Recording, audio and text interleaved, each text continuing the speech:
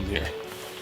Yep, that's right. Limited edition Jlaser hoodies. Get them now. Sign everyone. Nice plug, nice plug. Shirts too. So last time we made this thing. Fully expandable Iron Man helmet that gets put on your head automatically. It's got a heads-up display in the eye, augmented reality with an AI voice assistant. Just like Iron Man. Definitely worth a watch if you haven't yet. But I was reading your comments on that video, and I guess it's just not good enough for you. No. You guys wanted the full expandable Iron Man Mark V armor.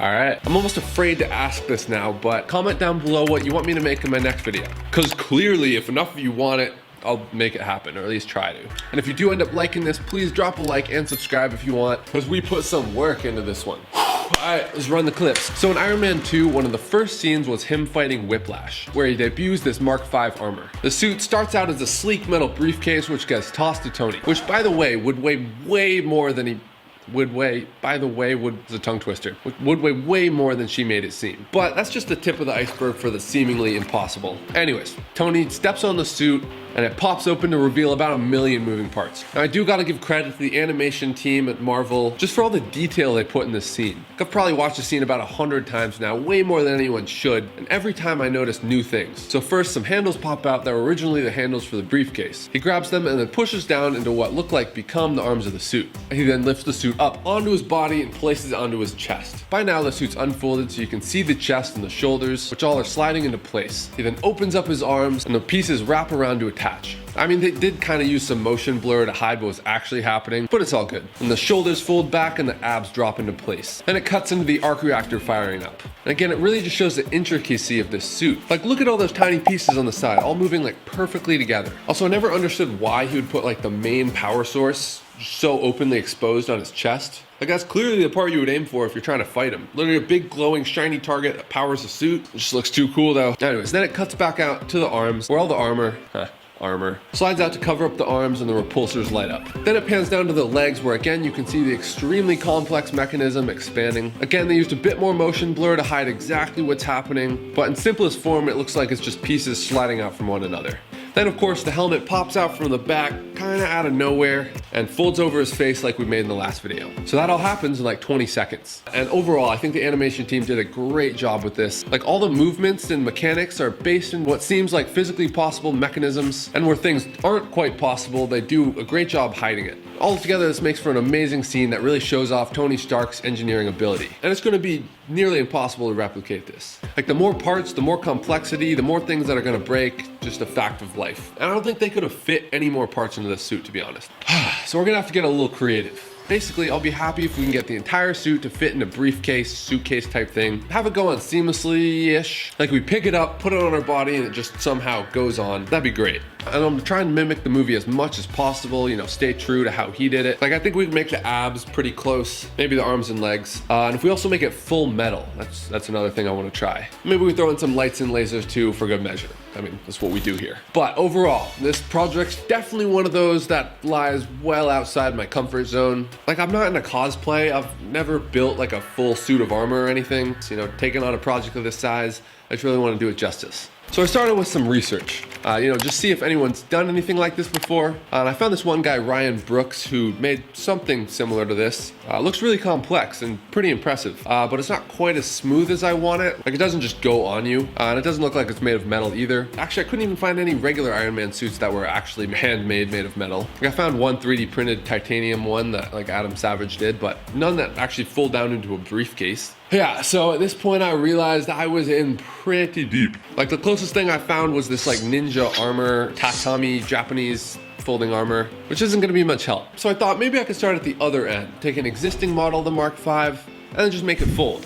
So I bought a full 3D digital model of the Mark V that was actually already sliced up so you can print it out and make a full foam cosplay armor out of this. I thought maybe I could just modify the template somehow so we can like make it out of metal and have all the parts slide together, and then unfold when we want the suit. So I started with the legs and I made a cardboard model, cut it out just like how you'd make a regular cosplay armor piece, put it together, and I found out this is actually gonna be way more work than I thought. And I already thought it was gonna be a lot. First of all, because it's supposed to be made of foam, they're including bends that just are impossible with metal or cardboard even. Metal especially. Then we also have to make it slide together, and I also realized I have no idea how to actually edit these files. So I think it's gonna be a little bit more trouble than it's worth. After several days of just, spinning my wheels, I realized we're not gonna be able to take the easy way out with this project. See, with a lot of my projects, I've figured out that if I, spend enough time, do enough research, I usually come up with like a creative, clever solution for the project that's pretty easy to do. Good Yondu arrow, I just used a drone, Spider-Man shrink suit, found the nitinol stuff that shrinks when you put current through it. But this project's a little different. See, as it turns out, there's no easy way to make a fully expanding metal Iron Man suit without actually making a fully expanding metal Iron Man suit.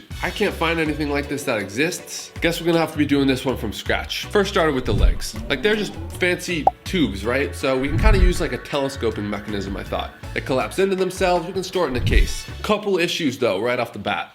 First, Iron Man's legs have some sort of weird curve to them. Like the shin goes backwards for whatever reason. They kind of get narrower around the knee. There's the knee joint we gotta worry about. So all the parts won't like slide into each other. Also, the biggest issue, how the hell are we gonna fabricate this? Like, I want it to be metal, but I've never done anything like this to this scale or with metal. So I had to up my game a bit with the help of this machine right here. This is a Crossfire Pro CNC plasma cutter from Langmuir. It's just an awesome piece of equipment, and this project wouldn't be possible without it. Basically, it's gonna take all the hassle out of cutting metal. You just gotta export your 2D files, plug in the plasma cutter, hit a button, boom, cuts any part up to about a 1/2 inch thick steel, I think. So with this machine, we'll hopefully be able to get super intricate details that would be impossible otherwise. Hopefully this way, we'll be able to do the suit justice, like the one in the movie. So I'm thinking I can design the suit on Solidworks, then use their sheet metal function to convert my 3D shapes to 2D sketches that we can then send to the plasma cutter, cuts them out, and then we can bend them back into the 3D models. That way we can design everything on the computer first, make sure it all fits, plasma cut it out, spot weld it all together, and we should have our suit. Obviously easier said than done, but it's the best plan I got. So for the legs, I ended up doing a 2-stage collapse mechanism. Basically the shin collapses into themselves, and then the upper leg collapses in.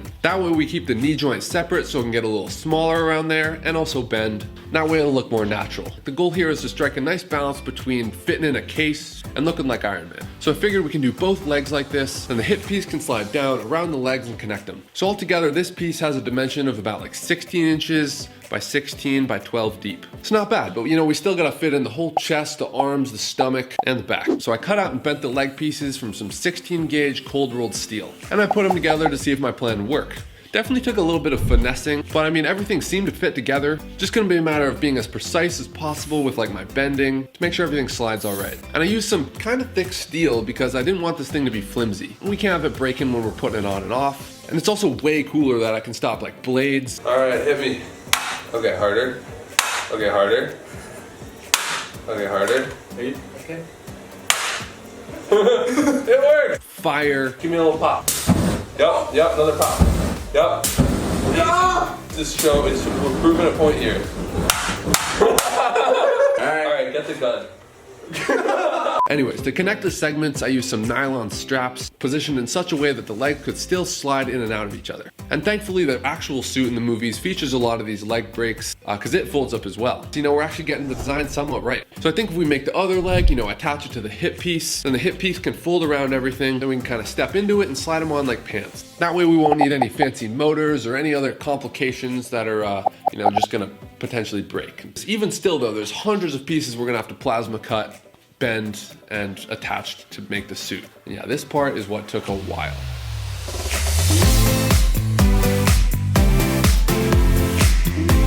We're about 2 weeks into this project probably. Hours of catting today. Cut some parts out, but honestly it feels like I'm hardly even making a dent. I way underestimated the scale of this project. It's about 2 a.m. now. Ooh, yeah. Also, because there's gonna be a few small cracks in the suit that the metal doesn't quite cover, I got some shiny pants to hopefully make it look a little bit better. May I present to you the shiny pants. Dexterity. Then I realized maybe we could even use chainmail. Yeah, look at that. I don't know, kind of looks cool. And that way, if we wear this underneath, it'd really be cut resistant. I don't know, we'll see. Anyways, for the abs, I really like how he puts on that centerpiece, spreads out his arms, abs fall down, arms go into place. I think if we cut a bunch of metal sheets and stack them one on top of each other, they should be able to sit behind each other and then slide out when we need them. We can even cut and bend some hooks into them so they all latch onto each other and they can just fall out using gravity. Again, pretty simple. So once again, I modeled everything on Solidworks, making sure to leave space to fit some detailed plates because there was a lot of detail on the abs in the movies. We do have the plasma cutter, so you know, might as well. And I mean, digitally, it all slides together well, but I mean, the real world is another story. So again, I cut everything out and started putting it together. I spot welded the detailed plates using a Stark spot welder, which I thought was pretty funny. And I bent the little hooks into place, but you know, wasn't quite working as well as I wanted. Like sometimes it would work, but other times, you know, go at a weird angle. And you know how metal works, if it gets caught, it really doesn't want to give. And I just knew the more links we added to these abs, the worse the problem was gonna get. So then I remembered my old friend magnets. 2 magnets. This works way better. It's way simpler than the thing I originally made, which kind of sucks because I spent an entire day just trying to get everything to line up right on Solidworks so it would actually slide properly. I actually ended up using some more nylon straps just to take kind of the weight off the magnets because they're good at keeping everything in line, but not so good with the weight. So I just kind of used them as a guide. And now we go from one ab to an entire plate, just like the movies. So for the side plates, I'm using a similar technique of having the panels slide out from each other. Then we can attach them with more nylon straps, you know, do what we just did before. And we can paint them red, you know, add a little bit of detail to match the movie. All right, day, I don't even know what it is. Another grinder, but making progress. We got all the legs, more legs over there. Arms, shop's a mess, but you know, at least we got a nice sunset to look at. Let's talk arms. These are gonna be a bit tricky, you know, surprise, surprise, because I really just want to be able to, you know, put the chest piece on, slide my arms out, and have everything, you know, do its thing. And they also got to fit in the briefcase somehow. So if we actually throw it back to the movie scene again, we see that he actually puts his hand into what looks like the beginning of the arms, which is great because that way we can just have the glove inside there as well. Slide our hand in, and we have the first part of the arm already made, which is great because, you know, making a whole metal glove that's retractable is gonna be nearly impossible. Caught a break there. So at least now all we gotta do is figure out the upper arm and bicep area. And I think we can borrow a similar design from the legs, you know, just have the forearm compact and then the bicep compact and then have it all just, you know, extend out on the arm. I also added some detail from the movies. I like little spikes on the arm links, just to try and make it more realistic, because again, we got that plasma cutter, and we can paint it too to really make it look like the movies. So just little things we can do to really spruce this thing up. But speaking of that, let's get cutting. You know, I thought I might ease into the whole plasma cutting metal workshop thing. Maybe cut like 1 or 2 parts for a project, you know. Nope, full suit.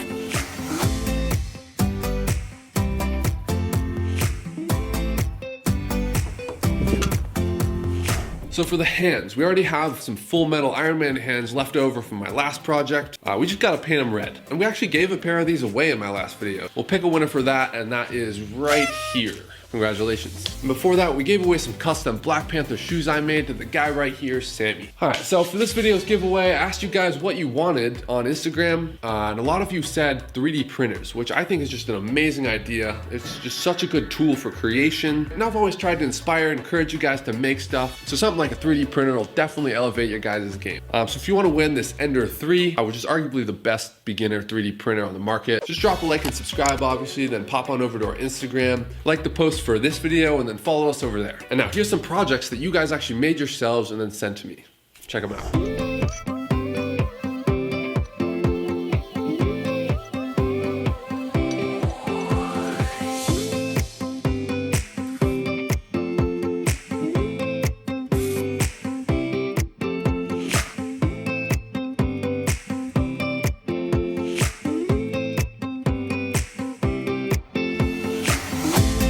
Love to see these build guys. Sorry I forgot the segment in the last video, but I'm definitely bringing it back because again, it's just super inspirational and fun to see what you guys come up with. So again, if you've made anything cool that you're proud of, that you want to share, definitely send it my way at Jlaservideo on Instagram or email as well. All right, so now we got the arms done as well as the side pieces and abs. We should be able to just step into the legs, slide our hands into the arms, and lift the chest piece right up onto our body. Extend our arms and then break some motors, pull the arm pieces to extend over our arm. But speaking of that chest piece, we gotta make that too. Now this part actually doesn't have to expand or anything, which is a relief, you know, because we're just gonna pick it up and put it on. But we do have to add lights for the arc reactor, motors for the arms, and batteries to power everything. So I modeled a plate for the arc reactor. using references for the Mark V suit. Then I also modeled the intricate upper chest part that kind of looks like a leaf from the suit as well. It's really just a matter of getting everything to fit together and look good. Definitely took some finessing, but I think I got it. Then for the motor that pulls in the arm, I used a geared DC motor along with a little pulley I 3D printed. And all that's attached to an RC relay switch that I can control with the remote, so we can go forward and backward. That way I can control the arms from my hand. You know, no messy wires to get in the way of all the sliding parts. So to actually get the arc reactor to light up, I used a mini ring light along with a piece of plastic I sanded to give it a nice diffused look. Then I 3D printed a piece to hold it on. Then we took that top piece I plasma cut, gave it a nice polish, and then put it on top. Almost got the whole body. I think we're up to our shoulders and neck now. So for the neck, I just modeled the part on Solidworks again. You know, it just goes around my shoulders, leaving room for my neck. Plasma cut it out and bent it into shape. Then for the shoulders, kind of did the same thing. These were honestly one of the trickier parts to this suit because we don't have a way to make things round yet. We just have a way to make like series of little bends. Cut out 3 different sections for each shoulder, you know, bend them into shape, connected them up as best I could. Again, using some more nylon straps. But after attaching all those pieces to the suit, we finally have all the parts, which we then had to paint and polish. But this part was honestly super satisfying. Just seeing it all come together. It was just a matter of sanding each part over and over with finer grains, adding some polishing compound until we got that nice shine. Oh yeah, then we also had to throw a little hot rod red in there as well. I actually used 2 different colors for this. One color is like a darker cranberry red. Then I finished it off with some red metallic car paint, which gives it that classic red shimmer, but a little bit darker, just like the Iron Man suit. I mean, just pulling off that tape and seeing the nice contrast between the polished metal and the red paint. Oh ho ho. You know, I've worked with a ton of other materials, and I have to say nothing quite compares to the quality of some nicely finished, well-crafted metal, which is why this video is sponsored by Ridge Wallet. Like if Iron Man were to have a wallet, it'd be this one. It's lightweight, sleek, full metal, over 30 different colors you can choose from, like this metallic blue, carbon fiber, or burnt titanium. And because it's metal, it protects against RFID tech that people use to try and steal your card just by being near you. And it holds like 12 cards with a clip for cash. Even holds my metal wallet tool too, which I always carry around. You just press down on this little channel cutout in the back and your cards pop out. It's also super satisfying to put cards in. They just slide in so pleasantly. You know, I really like that part. It's also super hassle-free. I mean, just because it's so minimal, it slides in and out of your pocket without any trouble. Like this thing will last you way longer than any leather wallet or something. Plus you can use it for 45 days, and if you don't like it, just send it back. Full refund, no reason to not try it if you're curious. So you can get 10% off today with free worldwide shipping and returns. Just go to ridge.com/jlaser. Again, ridge.com/jlaser, and you can use the code JLaser, you know, for your 10% off. Links below. All right. So we're almost done. But you might be asking, what about the back of the suit and also the helmet? So right now, basically we just have a bundle of compact parts, but we still gotta make it into a case. So I used a bit more sheet metal to form sort of a shell around them, give it a slightly better aesthetic. I also added a handle so we can pick it up. Then that shell can actually unfold and we can use some magnets and stuff to clip it onto our back. But the better way to go is to use our metal backpack we made in the last video, which has the helmet attached to it. That automatically puts it on our head. So finally, after hundreds of hours, thousands of dollars spent on this project, the suit is ready. Oh yeah, we also added lasers and fire too. So, you know, definitely drop that like if you enjoy it and subscribe. Okay, enjoy.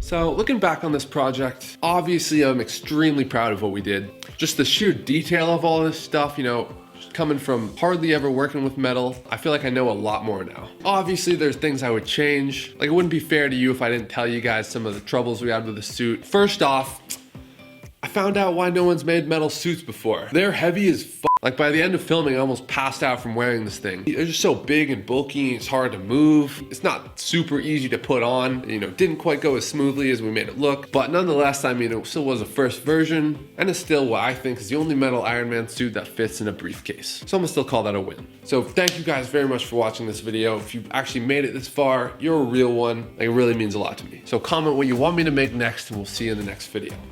Peace.